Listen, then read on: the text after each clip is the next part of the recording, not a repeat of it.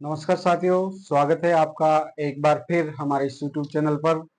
हमने पिछले वीडियो में देखा था रोलेट एक्ट, जो एक प्रकार का कानून था जो भारतीयों में क्रांतिकारी गतिविधियों का दमन करने के लिए अंग्रेजी गवर्नमेंट द्वारा लाया गया था।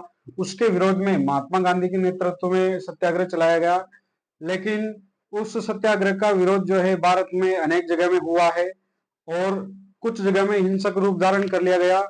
तो पंजाब में एक ऐसी जगह है अमृतसर, वहां पर भी इसका विरोध हुआ, लेकिन वहां पर एक गंभीर घटना हुई जो हमारे भारतीय इतिहास में हमेशा हमेशा के लिए दर्ज होगी। तो उस घटना के क्या कारण थे, उस समय कैसी स्थिति थी, उसके बारे में आज हम विस्तार से चर्चा करेंगे। हमारा आज का टॉपिक है जलियांवाला बाग हत्याकांड। साथियों, मैं यहाँ पे स्पष्ट कर देना चाहता हूँ कि जलियांवाला बाग ये किसी एक जगह का नाम है। जलियांवाला बाग ये एक जगह का नाम है, ये पंजाब राज्य के अमृतसर में है और ये घटना हुई थी 13 अप्रैल सन 1919 को। 13 अप्रैल सन 1919 को। ये सीधा सा क्वेश्चन कई बार आ जाता है कि जलियांवाला बाग हत्याकांड कब हुआ, तो हमें याद रखना चाहिए 13 अप्रैल 1919 को। अब हम देखते हैं कि इसमें उस समय क्या परिस्थिति थी या फिर इसके क्या कारण थे, इसको हम स्पष्ट करते हैं यहाँ पे। रोलेट एक्ट के विरोध में, रोलेट एक्ट जो एक प्रकार का कानून था, तो उसके विरोध में, काला कानून था, उसके विरोध में गांधी जी के नेतृत्व में, ये हमें याद रखना चाहिए, गांधी जी के नेतृत्व में सत्याग्रह एवं विरोध प्रदर्शन चल रहा था। कि गांधी जी ने सत्याग्रह चलाया, सत्याग्रह सभा का गठन किया था और विरोध चलाया, और भारत में हर जगह इसका विरोध चल रहा था कि हमारे भारतीय स्वतंत्रता का जो ये कानून हनन कर रहा था।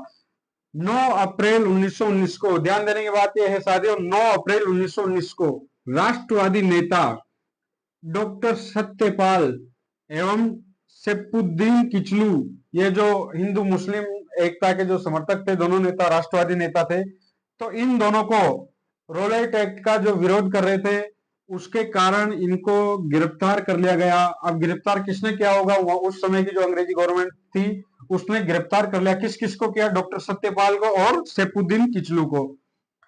इस घटना के विरोध में इन दोनों राष्ट्रवादी नेताओं को गिरफ्तार किया। तो इस घटना के विरोध में अमृतसर अमृतसर में हिंसक प्रदर्शन हुए, ऐसे प्रदर्शन जिसमें हिंसा हुई।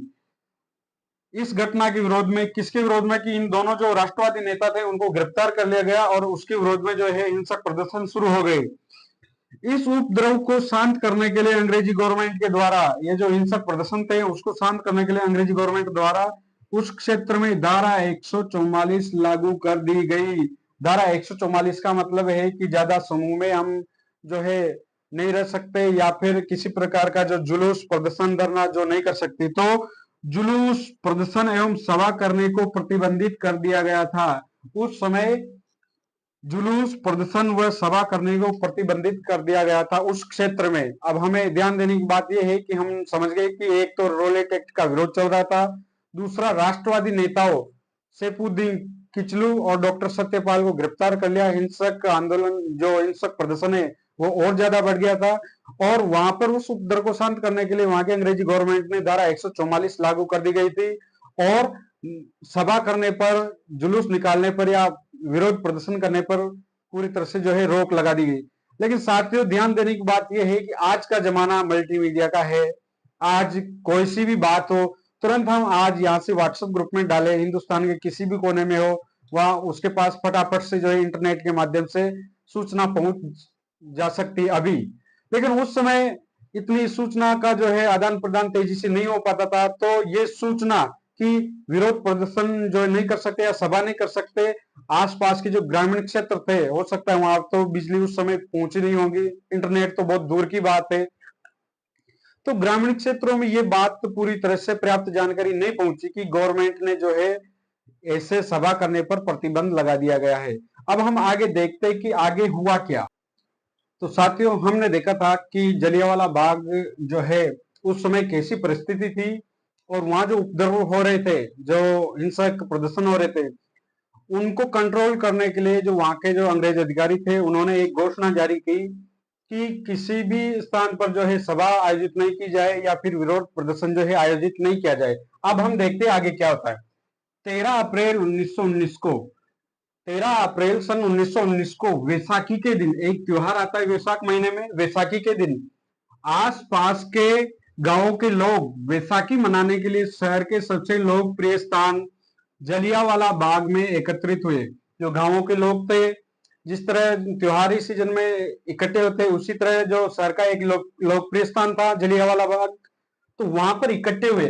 और किस कारण हुए? त्योहार मनाने के लिए। कौन सा था? वैसाखी का त्योहार। अब आगे देखो, सभी ग्रामीण जनरल डायर की घोषणा से अनजान थे। हमने पढ़ा है कि अंग्रेज अधिकारी, उसका नाम था जनरल डायर।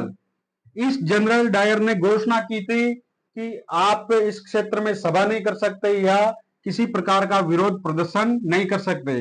तो सभी ग्रामीण जनरल डायर की घोषणा से अनजान थे। गांव वालों को, ग्रामीणों को पता नहीं था इस बारे में कि अंग्रेज अधिकारी ने इस तरह की घोषणा कर रखी है। मैं यह एक बार और स्पष्ट कर देना चाहता हूं कि अधिकारी ने जो घोषणा करके फ्री हो गया, लेकिन ग्रामीणों तक वो बात पहुंची कि नहीं पहुंची, इसका उनको कोई अंदाजा नहीं था। आज तो मल्टीमीडिया का जमाना है, तुरंत कुछ भी बात हो व्हाट्सएप ग्रुप से पहुंच सकती है, लेकिन उस समय जो है जानकारी पूरी ग्रामीणों के पास पहुंची नहीं थी और वह इस घोषणा से अनजान थे। ये क्वेश्चन आता है कि कौन सा अंग्रेज अधिकारी था?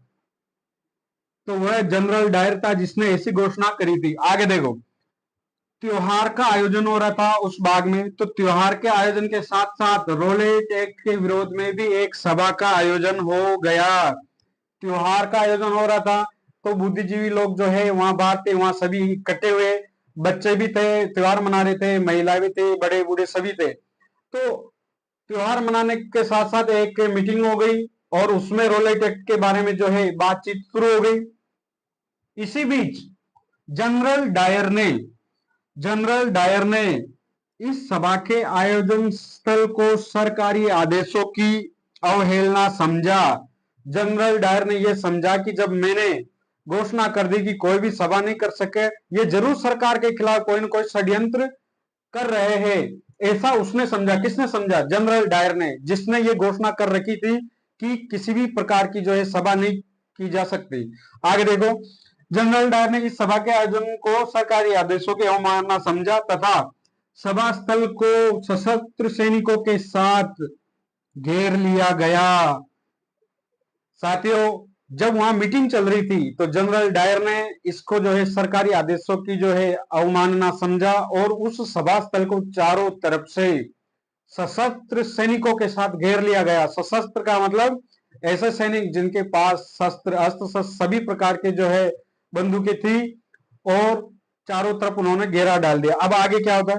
जनरल डायर ने बिना चेतावनी दिए, मीटिंग चल रही थी, सब बेचारे, बच्चे भी थे, महिला भी थी, बड़े बुजुर्ग सभी थे, मीटिंग चल रही थी, उनको क्या पता कि अब कुछ ही क्षणों में एक ऐसी आपात जो है स्थिति आने वाली है।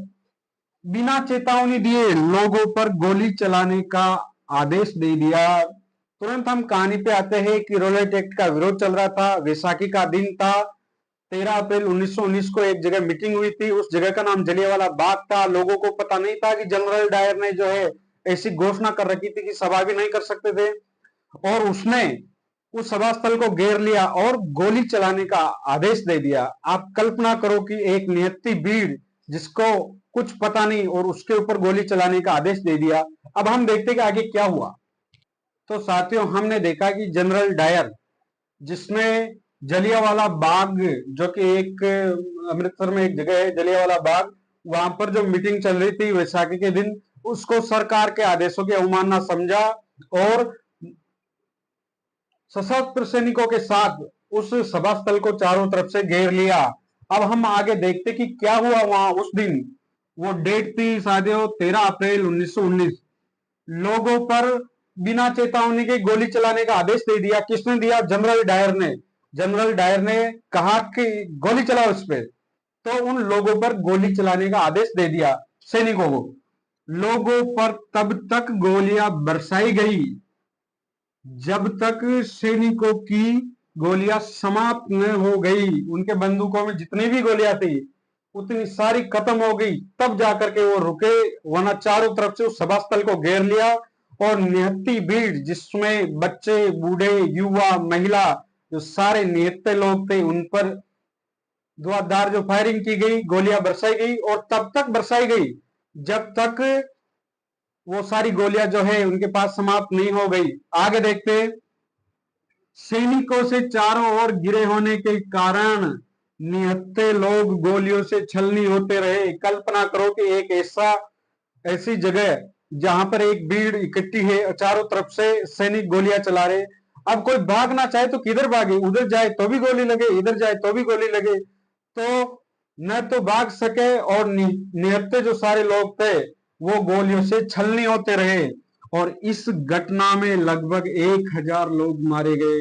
साथियों, एक ऐसी घटना थी, नियति भीड़ पे जो है गोलियां चलाई गई। किसने चलवाई? जनरल डायर ने चलवाई, और तब तक चलवाई जब तक वो बंदूकों की गोलियां जो है खत्म ना हो गई। और लगभग 1000 लोग मारे गए, जिसमें बच्चे, बूढ़े, युवा और महिलाएं सभी थे। इस घटना ने पूरे देश को स्तब्ध कर दिया गया। ये ऐसी घटना थी कि एक मीटिंग सभा स्थल पर जो है बिना चेतावनी जनरल डायर ने जो गोलियां चलाई तो इतने निहत्थे लोग मारे गए, तो पूरा देश स्तब्ध हो गया। सभी जो है अंग्रेज समर्थक थे तब तक, वो भी अंग्रेज विरोधी हो गए कि देशवासियों की ऐसी दशा हमारे देश में जो बाहरी शासक है उनके द्वारा, तो जो है अंग्रेजों के खिलाफ रोष और ज्यादा बढ़ गया। और साथियों, रविंद्रनाथ टैगोर ने अपने सर की जो नाइटहुड सर की जो उपाधि थी वो लौटा दी। महात्मा गांधी ने केसरे हिंद की उपाधि जो लौटा दी।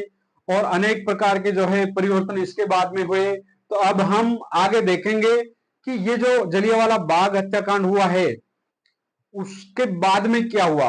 क्या कोई जांच कमेटी बैठी? हाँ, जरूर बैठी। विलियम हंटर जो एक अंग्रेज अधिकारी थे, तो उसके नेतृत्व में एक आयोग बिठाया गया, जांच कमेटी बिठाई गई जिसको हंटर रिपोर्ट कहा जाता है।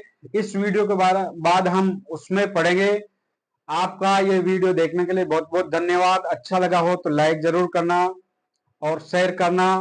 और ये जो 13 अप्रैल 1919 से इस डेट को जरूर याद रखना कि इस दिन हमारे भारत देश में जो अंग्रेजी शासन था उसमें एक अधिकारी द्वारा निहत्थी भीड़ पर जो है गोलियां चलाई गई।